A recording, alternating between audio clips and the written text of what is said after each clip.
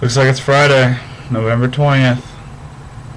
Let's get this show on the road. My weekend went pretty good. Went with Jens, traveled from here down to Sioux Falls, and we raced with Tuesday Keith in the Nike Cross Regionals. Keith talked about it, but I just wanted to let anybody that's exclusively watching my videos know that I did race a 5K in 1809. So that's about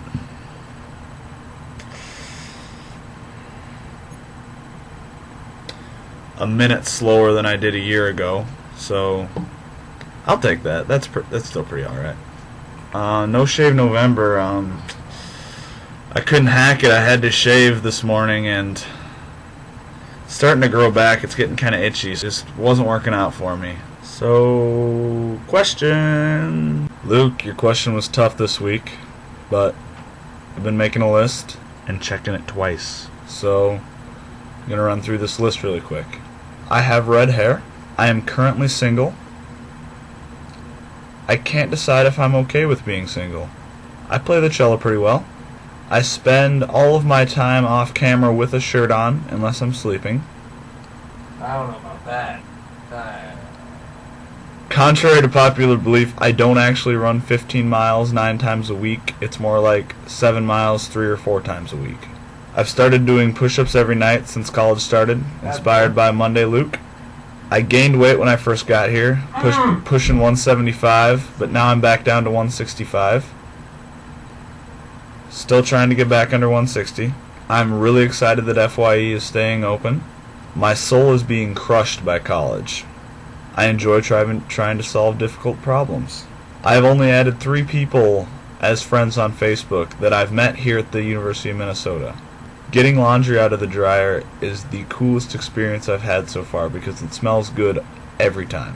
I am an Eagle Scout. I used to be a scratch pianist. I'm not getting enough sleep. I have a soft spot for awful rap music. Excuse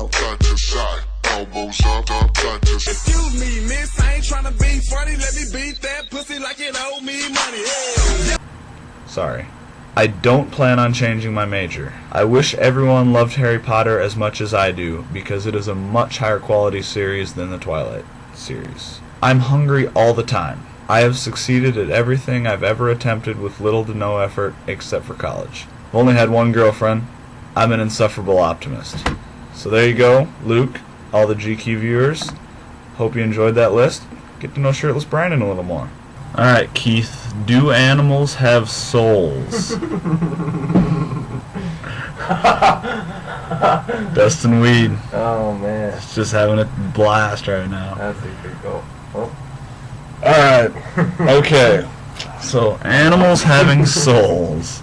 My bad. So, I went on Merriam-Webster and I looked up the definition of soul because a lot of people have different definitions. So, I'm going definitive definition. Did I just say definitive definition? This is the paragon of dictionaries defining soul. So here we go. The immaterial essence, animating principle, or actuating cause of an individual life. Basically what it's saying is, if there's something driving you to stay alive, you have a soul. That's what your soul is. And I would say that animals do have a soul because they have a driving force keeping them alive.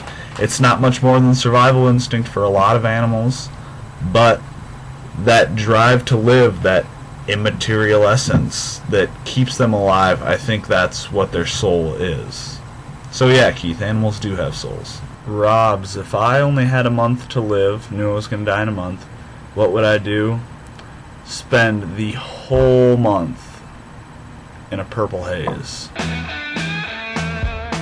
No, honestly, I'd probably end up spending my life savings on extravagant adventures to places like the Grand Canyon, which would still be within my budget, so, I mean, I wouldn't waste all of it. I wouldn't go, like, to Mount Everest or anything, like, far-flung like that, but I would definitely go to places that have always been within my financial means. I've just never taken the time to go do it. You know, go to Disney World.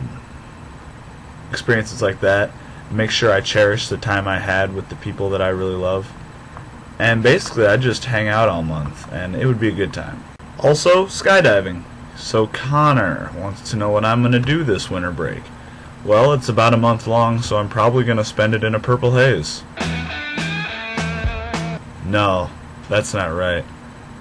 I'm going to go discing!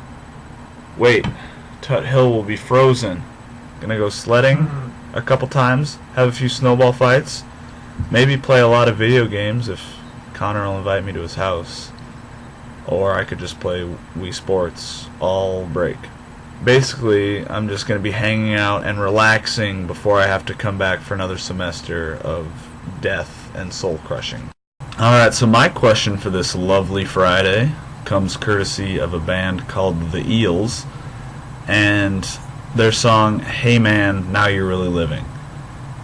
And the first few lines of the song kind of struck me, so take a listen. Do you know what it's like to fall on the floor? Cry your guts out till you got no more. Hey man, now you're really living. So that's what I want to know, GQs. First off, have you ever cried that much where it feels like you can't cry anymore? And the second part, the most important part, is do you think that kind of sadness is a necessity to actually experiencing life? Do you think that you could experience life to the fullest without having that kind of sadness? Do you think that life needs that kind of extreme where everything seems terrible, but then you can also have things that are really happy, like the next line of the song? Have you ever made love to a beautiful girl? Made you feel like it's not such a bad world? Hey man, now you're really living. So my question in a nutshell is, have you experienced the extreme highs and lows of emotion? And do you think that life, by necessity, needs to include those extremes? Or do you think it could be a little more mellow, a little more averaged out, and still be as fresh and exciting as life can be from day to day? My answer to my own question would be that I have experienced both of these extremes where I'm euphoric and I'm also depressed. Not at the same time, because I think that's called bipolar disorder. But I do think that those feelings are a necessity to life, and that life wouldn't be as full or as rich if I hadn't experienced those emotions. Because now that I have, it kind of gives me a gauge to say, well, I'm sad right now, but at least I'm not that sad. I always have something to compare it to keep myself optimistic. And then on the other side, I always have like a gauge to say, I'm happy now, but I would be happier if this happens. Then I can search out things that will keep making me happy and feel good inside. There you have it.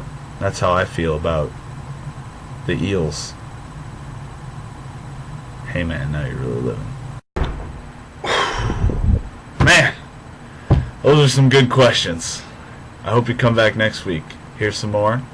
Make sure you view all 5 of our videos, because honestly they're all great. Week in, week out, they're all great. You might not see me next week. Depends on how much shopping I do, because next week is Black Friday. So if I am too busy hitting up all the great deals at the mall, I'll see you in 2 weeks. Thanks for watching.